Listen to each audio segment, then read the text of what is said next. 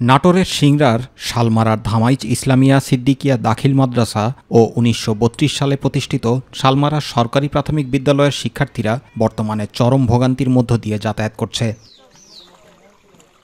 বিদ্যালয়ে প্রথম শ্রেণী থেকে পঞ্চম শ্রেণী পর্যন্ত ১৫০ শতাধিক শিক্ষার্থী অধ্যয়নরত।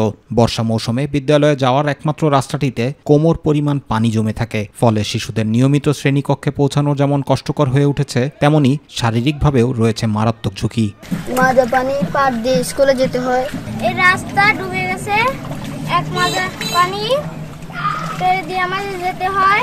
শিশু শ্রেণী ও প্রাক প্রাথমিক শিক্ষার্থীরা প্রতিদিন ভেজা পোশাক আর স্যাঁতস্যাঁতে বইখাতা সহ ক্লাসে উপস্থিত হয়। অনেকে আবার পথেই পড়ে যায় পানিতে। স্কুলের দপ্তরি কাম প্রহরী হাবিল শেখ এবং কিছু অভিভাবক কোলে করে স্কুলে পৌঁছে দিচ্ছেন শিক্ষার্থীদের। ক্লাস শেষে আবার কোলে করেই বাড়ি ফিরিয়ে নিয়ে আসেন তারা।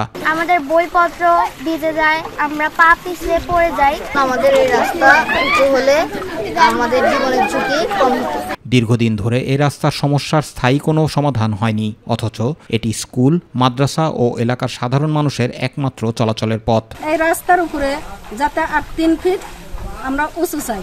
পাকার মুখ থেকে এই ধামাইচ পর্যন্ত রাস্তাটা উঁচু করে দিলে হয়তো আমাদের সন্তানগুলো, ছেলেমেয়েরা ভালোভাবে তার স্কুলে যেতে পারবে। শিক্ষার্থীদের নিরাপদ যাতায়াত নিশ্চিত করতে এবং নিয়মিত শ্রেণী কার্যক্রম চালু রাখতে দ্রুত সড়কটি ২ থেকে ৩ ফিট উঁচু করে সংস্কার করার দাবি বিদ্যালয়ের প্রধান শিক্ষকের। এই রাস্তা দিয়ে যাতায়াত করে প্রায় ১৫০টি পরিবারের অধিক লোক। রাস্তার বর্তমানে এই অবস্থা সবারই দুর্ভোগের মধ্যে চলতে হচ্ছে। এদিকে এলাকাবাসী অথবা বিদ্যালয় কর্তৃপক্ষ লিখিত আবেদন দিলে সরেজমিনে দেখে দ্রুত সময়ের প্রয়োজনীয় ব্যবস্থা নেওয়া হবে বলে আশ্বাস দিলেন সিংড়া উপজেলা নির্বাহী অফিসার। আমি শুনেছি, এখনো পর্যন্ত এই বিষয়টা সম্পর্কে জানি না। আমরা এটা ইনভেস্টিগেশন করি, আমরা ব্যবস্থা করি। জুবাইর রহমান, মাই টিভি নিউজ।